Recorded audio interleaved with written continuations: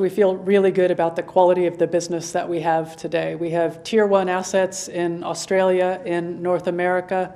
We're about to start up later this year a Tier 1 asset in Senegal with our Sangomar development. So we have a very high-quality, high-performing business today. We've got organic growth underway. So in addition to that Senegal project, we're developing the Scarborough Energy Project here in Western Australia, as well as the Trion field in Mexico. So we have organic growth. We will continue to look for opportunities to grow the business, but I'm pretty pleased with the portfolio we have today. You've announced a climate transition action plan today, but Woodside is still betting big on hydrocarbons. Can you see a day when they'll no longer be needed? I would go back to the science and the Intergovernmental Panel on Climate Change does extensive scenario modeling to understand what might the world look like in a Paris compliance setting. And in their scenarios, there is still a continued role for oil and gas out to 2050 and beyond. Now, why is that, you might ask? Well, first and foremost, in gas for power gen has the ability to displace coal with half the life cycle emissions. Oil and gas are still also important as part of manufacturing processes. So things like the clothes we're wearing and the furniture we're sitting on are made from petroleum products. So the petrochemical sector is very important, and that's a growing sector. Manufacturing sector, gas is a feedstock to things like fertilizer, and as the global population grows, gas demand for fertilizer will grow. So look, we base our work on the work of these global scientists who give us confidence that the demand for our products will be robust. But will it be a substantially different position once the big questions are settled? Big questions, for instance, about battery storage. Look, at this point in time, battery storage really isn't competitive with other forms of storage. Even if you look at the Australian context, or even if you narrow the scope and look at a state, for example, you can build out renewables to a certain point, and that can be quite affordable, but you've got to have something to firm it. Batteries, one, can only go so far, and two, there's a point where it's cost prohibitive. So having gas, which can be quite flexibly used in a power generating sense, in many ways is the most cost-effective, environmentally and economically sensible solution. On the target to reduce Scope 3 emissions, those created with the resources Woodside supplies but are indeed created by your customers, how have you estimated what is possible? For a few years now, we've had a target to invest in those sorts of products and services that would help our customers reduce their emissions. So that's things like hydrogen or ammonia or carbon capture and storage. But one of the things that our investors had been telling us was, well, the investment target is fine. It's $5 billion. It sounds like a big number, but what's the impact? So in this year's Climate Transition Action Plan, we've put out a new target which is associated with the emissions abated or avoided associated with the investment in these projects.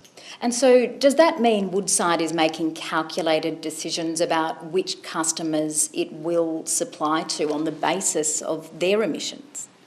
So it's not a one-to-one relationship, and maybe an example to give you is our Oklahoma hydrogen project. In Oklahoma, we're focusing that product on ground transportation. The trucking fleets there are not fleets that we supply today, but they're fleets that we would want to supply with hydrogen. So the way we calculate it is we assume that for a truck, if it's running hydrogen, otherwise it would have run diesel, the emissions avoided is what we take credit for. So that's the methodology that we're using. A WA parliamentary inquiry has accused gas producers, including Woodside, of failing to meet their obligations to the domestic market. What has gone wrong? First and foremost, Woodside takes our responsibility to support the domestic market very seriously, and if you look over the life cycle of the company, we have provided an amount of domestic gas that's equivalent to about 1/3 of the LNG that we have exported. So we recognize we have an important role to play in working with other industrial customers and, of course, households in Western Australia. How does that compare to Woodside's obligations under the reservation policy? Is that reservation policy that Woodside should supply 15% of its offshore reserves to the domestic sector? Look, I think it's important to remind everyone that each project actually has different rules.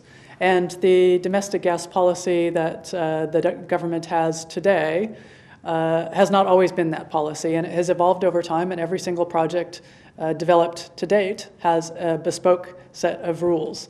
We are meeting all of the commitments within those bespoke set of rules. What do you say to those who have accused Woodside of dodging the intent and spirit of that reservation policy? Actually, I would again point back to the facts, which is that we've provided more than a third of the LNG we've exported to the domestic markets. We continue to sign up customers, so the best example of that is our Scarborough development, where we've signed a long-term gas supply agreement with Perdaman to enable them to build a fertilizer plant in close proximity to our LNG facilities. So we continue to be quite active in the market. I think the big question actually that the state needs to get their arms around, because the near term will get sorted out, when the coal-fired power stations are shut off and when we roll forward to the 2030s and the mature LNG projects are in decline, what's going to happen then? So the focus in my mind ought to be on how do we get new gas supply into the market to ensure that we're not setting ourselves up for a much bigger crisis in a few years' time. There are fears that there will be a gas shortage in Western Australia in the short to medium term. Do you expect that you will face intervention measures from the government to supply more gas to the domestic market? Look, we have worked very closely with the state government over a number of years to help bridge gaps, and perhaps the best example, there was a crisis point early last year where some other domestic gas suppliers were offline. Woodside stepped up to help. So we've always worked closely with the state government and customers to ensure that we're helping bridge the gap. Meg O'Neill, thank you. Thank you.